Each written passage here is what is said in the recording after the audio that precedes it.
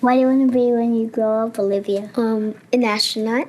I want to be a fashion designer. A basketball player. I want to be an actor. A doctor. A teacher. A chef. An artist. What do you want to be when you grow up? A mermaid.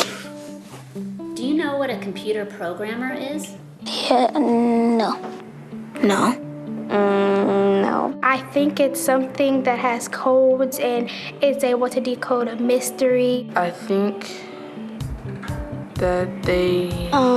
Wait, what? Computer programmer? No. Nowadays, just about everything requires some form of programming. So, what is it?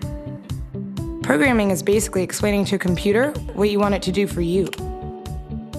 When you're programming, you're teaching possibly the stupidest thing in the entire universe, a computer, how to do something. Programming is one of the only things in the world that you can do where you can sit down and just make something completely new from scratch, you know, whatever you want. It's really not unlike kind of playing an instrument or something, or playing a sport. It starts out being very intimidating, but you kind of get the hang of it over time. Coding is something that can be learned, and I know it can be intimidating. A lot of things are intimidating, but you know, what isn't? A lot of the coding that people do is actually fairly simple. It's more about the process of breaking down problems than, sort of coming up with complicated algorithms as people traditionally think about it. Well, if it's fairly simple, why aren't there more of us doing it? Over the next 10 years, there will be 1.4 million jobs in computer science, and only about 400,000 grads qualified for those jobs. That's a shortage of 1 million people. So, how do you start?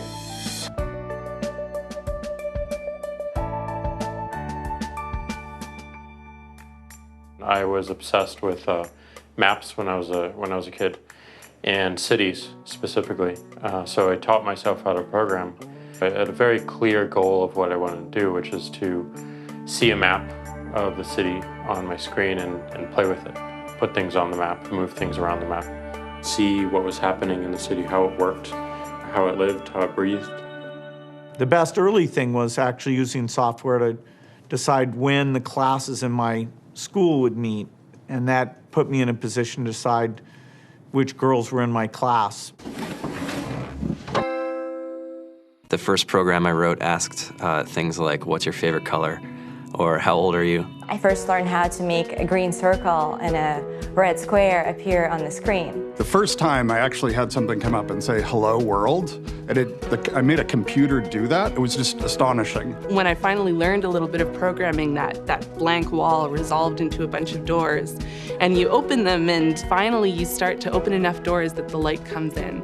And to me, a finished program is like a structure filled with light. All the corners are illuminated. You understand the structure of it. It's a really serene feeling to have completed that.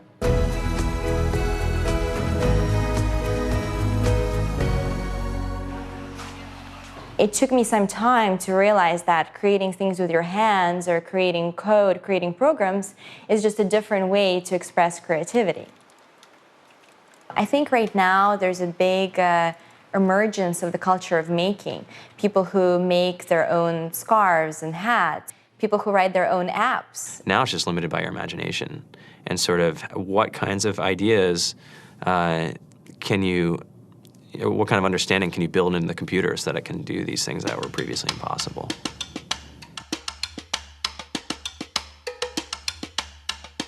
All great things are built in teams when you collaborate with other smart people.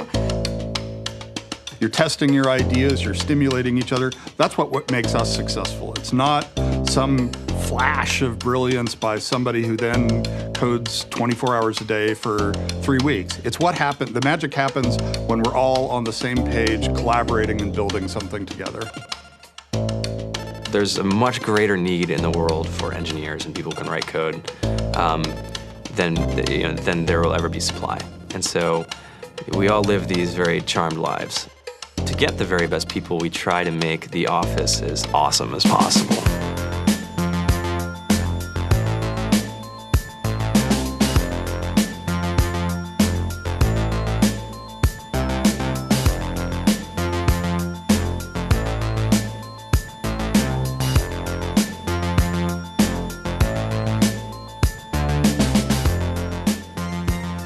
We have a fantastic chef, Free food, breakfast, lunch, and dinner.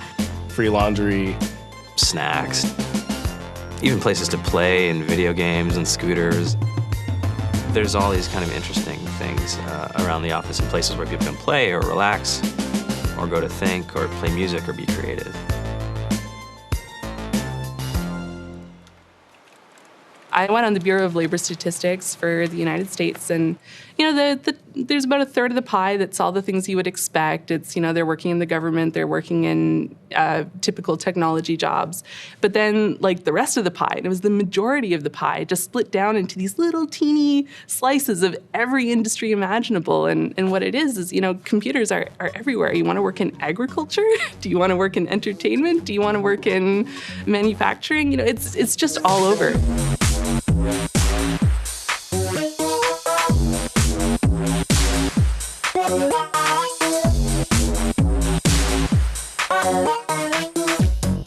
Here we are, 2013. We all depend on technology to communicate, to bank, information, and none of us know how to read and write code. So you guys, what else? Who else has an idea of what we can change with our programming? What else can we do? Tiffany? What I saw my students take away from using Scratch and programming in our classroom is that they were willing to push through problems. It really builds critical thinking, it builds problem solving, and it's something that they can then apply to math in the classroom or their reading skills. We integrated science with this programming, and I saw my scores go up 30%. When I was in school, I was in this after-school group called the Whiz Kids. And when people found out, they laughed at me and, all these things. And I'm like, man, I don't care. I think it's cool. And, I'm learning a lot. And some of my friends have jobs. It's important for these kids.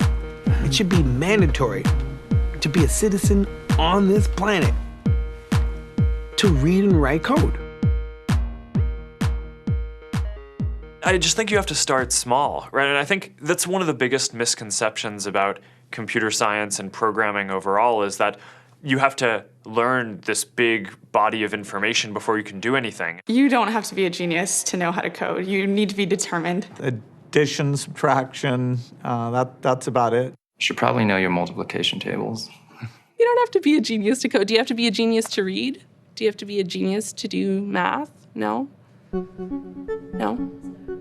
I think if someone had told me that software is really about humanity, that it's really about helping people by using computer technology, it would have changed my outlook a lot earlier. Whether you're trying to make a lot of money or whether you just want to change the world, computer programming is an incredibly empowering skill to learn. To be able to actually come up with an idea and then see it in your hands and then be able to press a button and have it be in millions of people's hands. I think we're the first generation in the world that's really ever had that kind of experience. The programmers of tomorrow are the wizards of the future. You're going to look like you have magic powers compared to everybody else. I think it's amazing. I think it's the closest thing we have to a superpower. Great coders are today's rock stars. That's it.